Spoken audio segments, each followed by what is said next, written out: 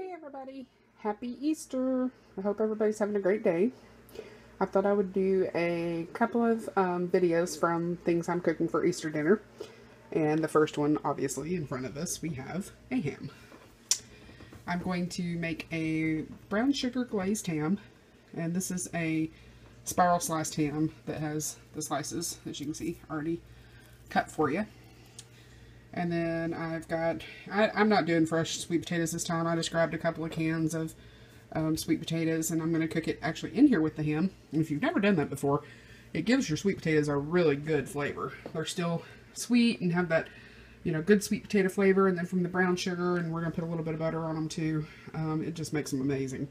And then when the ham is finished cooking, I take the ham out, obviously, let it sit and rest for a while, and take the sweet potatoes, kind of drain them, not completely drain them, I'll show you when we get to that point, but to make what my son likes to call marshmallow sweet potatoes. But anyway, first thing, I've got my ham in the pan, and I've got the sweet potatoes around it, and I sprinkled a little bit of dry brown sugar over the top of it, and this was actually a brown sugar ham to begin with. It was Smithfield brown sugar ham, so it has wasn't really a glaze, it was more like a liquid that was in the package with the ham. So I just covered it with that liquid that was in the package and sprinkled a little dry brown sugar. But I reserved some of the liquid from the cans of sweet potatoes. Excuse me. And I'm going to mix it with some brown sugar and put like a wet glaze all over the ham. And then it'll run down in between the layers while it's cooking, and it just makes it delicious because it will caramelize. But I don't have my camera on the tripod. My husband has it downstairs and I didn't go get it, so I'm gonna have to come back, put the phone down and come back because I need both hands to do this, and I'll show you what it looks like when I get done. Okay, I've got my glaze mixed up. I don't know if you can see, this is kind of thick, and actually probably could have been even a little thicker, but I only used maybe about a fourth of a cup of this. This was a cup of the liquid from the cans of sweet potatoes, and I only used about a fourth of a cup, so I'm going to go ahead and pour this back in there on the sweet potatoes. Back the sink. And then we have our glaze. And this does thicken up a little bit too as it sits from the sugar. And if you aren't using canned sweet potatoes, you could use orange juice. You could use just water. You could use pineapple juice. That would be awesome on ham. Some pineapple juice and brown sugar. But anyway, we're going to get this poured all over the top of our ham.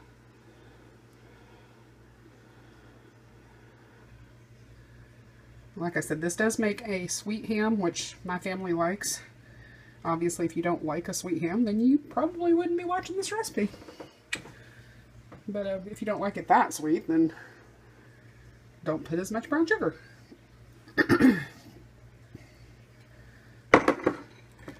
Alright, and I'm actually going to kind of peel some of these layers back and let some of this run down in between the layers.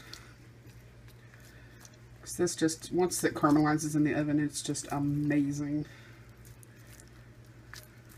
And a lot of people like to cook their hams down, cut side down, like with this part right here on the bottom of the pan.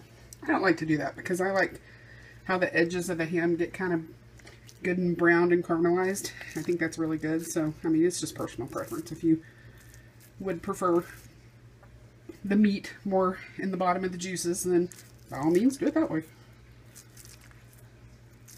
Alrighty.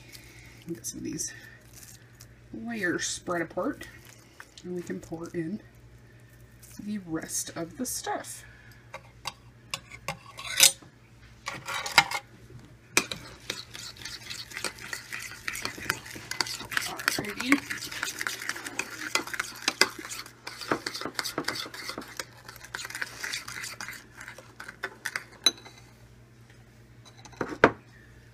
Alright, we're going to get the rest of this poured over here so it can run down in between the layers.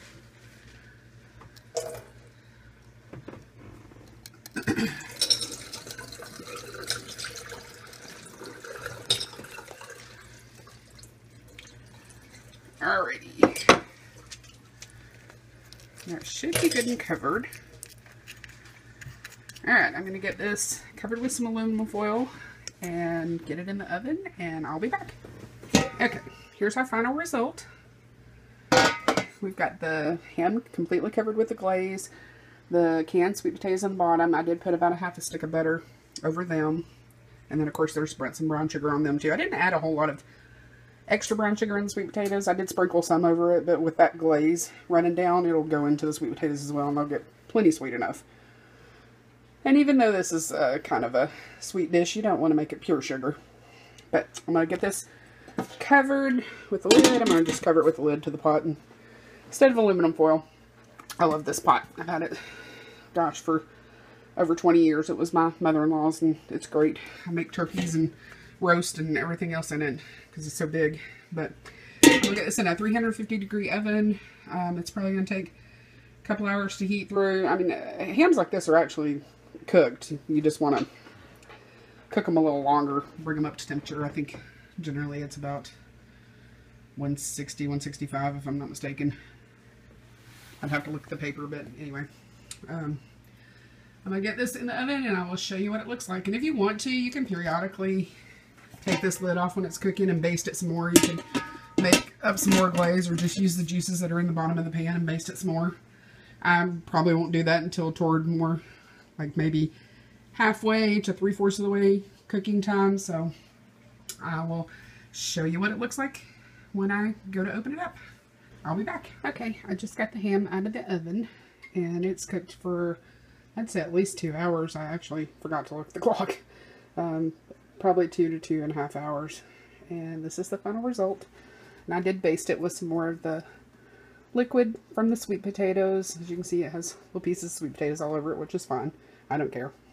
But all the little layers are nice and brown and caramelized on top, and it's absolutely delicious.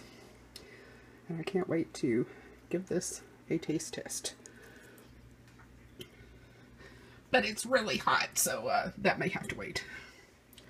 But I'm sure it's absolutely delicious.